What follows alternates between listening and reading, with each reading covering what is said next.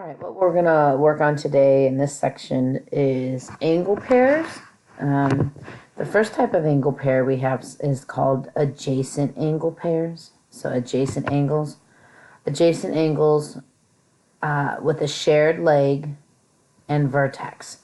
So this is my shared vertex, angle D, and my shared leg is DB.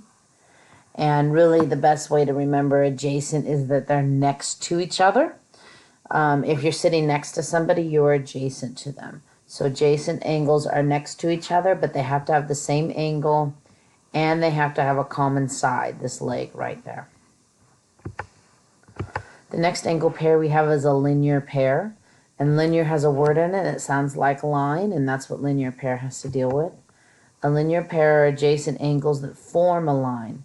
So these two angles are adjacent, but they make a straight line. And the measure of a line is 180. So adjacent angles that form a line.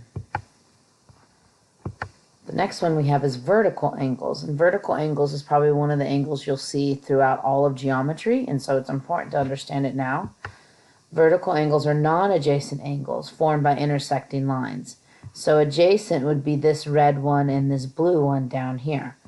But non-adjacent are the ones on the opposite. So it's the top and bottom, left and right.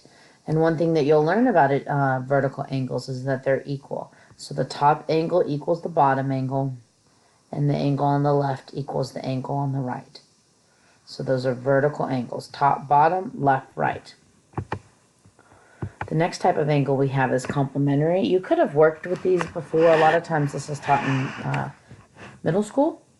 But complementary angles are two angles that have a sum of 90. They can be adjacent like they are here, or they can be separate from each other. And this is supposed to say 90.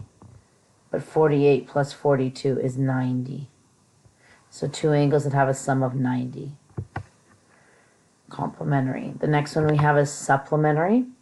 And supplementary are two angles that add up to 180. So they could be adjacent and form a straight line here, or they can be non-adjacent, but they still add up to 180. So a lot of times people get complementary confused with supplementary. The way that I like to explain it is complementary comes first in the alphabet before S, and so that's the one that adds up to 90.